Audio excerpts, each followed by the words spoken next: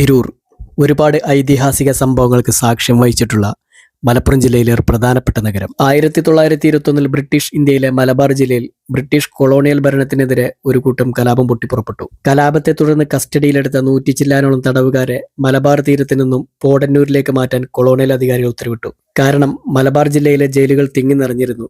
കലാപ സമയത്തും അതിനുശേഷവും ആയിരക്കണക്കിന് തടവുകാരെ ട്രെയിൻ വഴി ബ്രിട്ടീഷ് ഇന്ത്യയുടെ മറ്റു പ്രദേശങ്ങളിലേക്ക് കൊണ്ടുപോയിരുന്നു. എന്നിരുന്നാലും സാധാരണയായി അവരെ തുറന്ന വണ്ടികളിലാണ് കൊണ്ടുപോയിരുന്നത്. അജ്ഞാതമായ മറ്റെന്തോ കാരണങ്ങളാൽ ആ വർഷം നവംബറിൽ കൊണ്ടുപോയ 100 ചില്ലാനം തടവുകാരെ അവരെ തടങ്കലിന് കൈമാറ്റത്തിന് ചുമതലയുള്ള സർജന്റും ട്രാൻസ്പോർട്ട് ഓഫീസറും അടച്ചിട്ട ട്രെയിൻ കോച്ചിൽ പോടന്നൂരിലേക്ക് അയച്ചത്. നവംബർ 10 അവരെ കോച്ചിലേക്ക് മാറ്റി.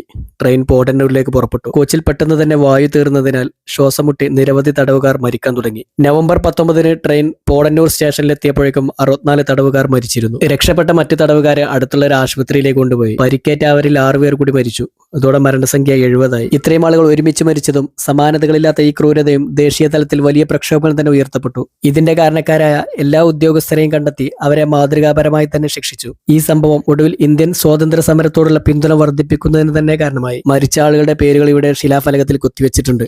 പുതുതലമുറ എന്തായാലും ഇത്തരം അറിവുകൾ നിർബന്ധമായും കണ്ട് എക്സ്പീരിയൻസ് ചെയ്യണം. കാരണം ഞാൻ വാഗൻ ട്രാജഡി എവിടെയെന്ന് ഒരു 2K കിഡ്സിനോട് ചോദിച്ചപ്പോൾ അവൻ പറയാ, ഞാൻ തിരൂർക്കാരൻ തന്നെയാണ്, പക്ഷെ എനിക്കിത് എവിടെയെന്ന് അറിയില്ല. തേഞ്ഞിപ്പലം എലമ്പുലശ്ശേരി സ്കൂളിലെ കുറച്ച് വിദ്യാർത്ഥികൾ അവിടെ കാണാൻ വന്നിട്ടുണ്ടായിരുന്നു. നമ്മുടെ ന്യൂ ജനറേഷൻ മറന്നുപോയ പല കാര്യങ്ങളും ഉണ്ട്. എല്ലാം ഒന്ന് പൊടി തട്ടിയെടുക്കുന്നത് നല്ലതാണ്. അപ്പോൾ ഈ വീഡിയോ ഇഷ്ടപ്പെട്ട് കഴിഞ്ഞാൽ എല്ലാവരും ഈ ചാനൽ ഒന്ന് സബ്സ്ക്രൈബ് ചെയ്യുക. അപ്പോൾ അടുത്ത വീഡിയോ കാണാം.